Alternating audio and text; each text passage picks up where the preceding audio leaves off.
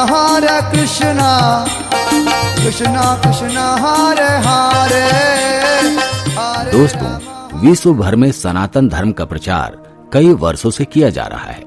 अधिकांश लोगों ने जो अन्य धर्म से भी नाता रखते हैं, उन्होंने हिंदू धर्म को खुशी खुशी अपनाया है। भारत, जिसे सनातन सभ्यता का केंद्र माना जाता है, वहां से यह धर्म अफ्रीका पहुंचा और देखते ही देखते अपनी पकड़ को लोगों के बीच मजबूत बनाने लगा।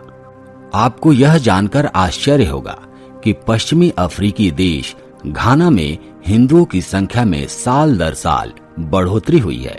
यह दावा इसलिए सच है क्योंकि घाना में सन 2009 में हुई जनगणना में यह पाया गया था कि वहां केवल 12,500 हिंदू रहते थे, जिसके बाद 2010 में हुई जनगणना में यह पाया गया कि यह संख्या बढ़कर 25,000 हो गई है।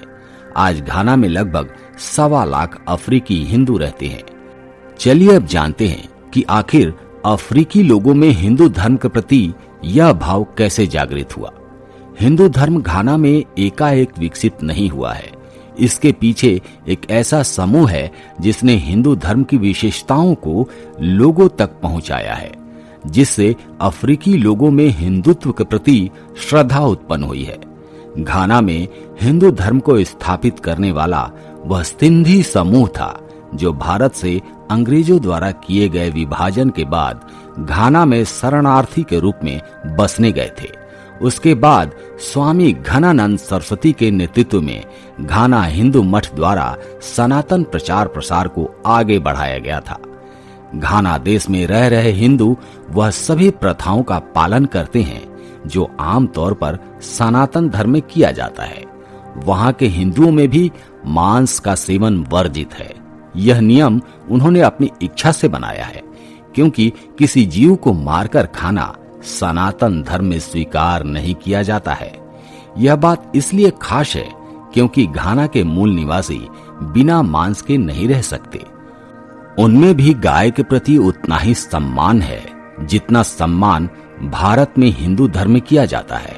यह बात भी इसलिए अलग है क्योंकि मूल घाना के परिवारों में दिन में एक बार गाय के मांस का सेवन जरूर किया जाता है। घाना में यह बात भी खास है कि सभी ने अपने मूल पहचान को छोड़कर हिंदू धर्म को अपनाया है। न ही उन पर धर्म परिवर्तन के लिए किसी प्रकार का दबाव डाला गया है और न ही ऐसे किसी मुहिम को शुरू किया गया है। उन्होंने हिंदू धर्म को अपनी इच्छा से चुना है और सनातन धर्म के सभी नियमों का पालन भी वह अपनी स्वेच्छा से कर रहे हैं। दोस्तों, अब आपके दिमाग में ये सवाल उठ रहा होगा कि आखिर स्वामी घनानंद कौन है।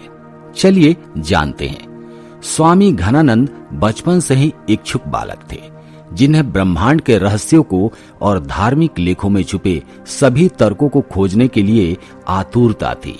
फिर वह इसी खोज में ऋषिकेश उत्तराखंड आ गए, जहां उनकी भेंट स्वामी कृष्णानंद से हुई।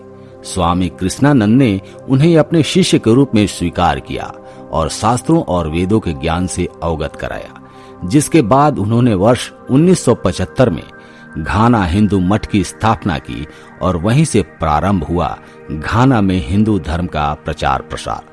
स्वामी घनानंद सरस्वती ने घाना में 5 हिंदू मंदिरों की स्थापना की, जो अफ्रीकी हिंदू मठ की आधारशिला रहे हैं। साथ ही घाना में इस्कॉन के मंदिर भी अधिक हैं। दोस्तों, स्वामी घनानंद के लिए ये काम आसान नहीं था, लेकिन फिर भी उन्होंने इस काम को किया। कैसे किया? उन्होंने बहुत सारी आलोचनाओं का सामना किया। चलिए इन सब के बारे में जानते हैं। सनातन धर्म की विशेषताओं को घाना हिंदू मठ अखबार में प्रकाशित कराता रहता था, जिससे लोगों में सनातन धर्म को और जानने की इच्छा उत्पन्न होती थी। इसी वजह से शुरुआत में कई लोग केवल जिज्ञासा के लिए मठ में आते थे, किंतु जब हिंदू धर्म की विशेषताओं के विषय में उन्हें ज्ञात हुआ, तब उन्होंने इसे अपनाने का फैसला किया। किंतु कट्टरपंथियों द्वारा यह आरोप लगाया गया था कि यह धर्म परिवर्तन जबरन हुआ है, जिसका खंडन स्वयं घाना के हिंदू करते हैं। उन सभी ने अपनी इच्छा से हिंदू धर्म को अपनाया है। एक और बात यह भी है कि स्वयं स्वामी घनानंद सरस्वती घाना के मूल निवासी थे, जिनके माता पिता ने ईसाई धर्म अपनाया था, किंतु इन सबको जानते हुए भी उन्होंने सनातन धर्म को चुना और इस धर्म की विशेषताओं का प्रचार किया। केवल यही नहीं दोस्तों, अन्य देशों में भी सनातन धर्म के अनुयायी बढ़ रहे हैं। रूस में 2012 में हुए जनगणना में 1,40,000 हिंदू थे, जो देश की पूरी जनसंख्या के 0.01% की आबादी रखते हैं। इसके बाद है आयरलैंड, जहां हिंदू जनसंख्या में लंबा उछाल आया है। साथ ही अमेरिका में भी हिंदू जनसंख्या में हालिया सालों में बढ़त देखने को मिली है।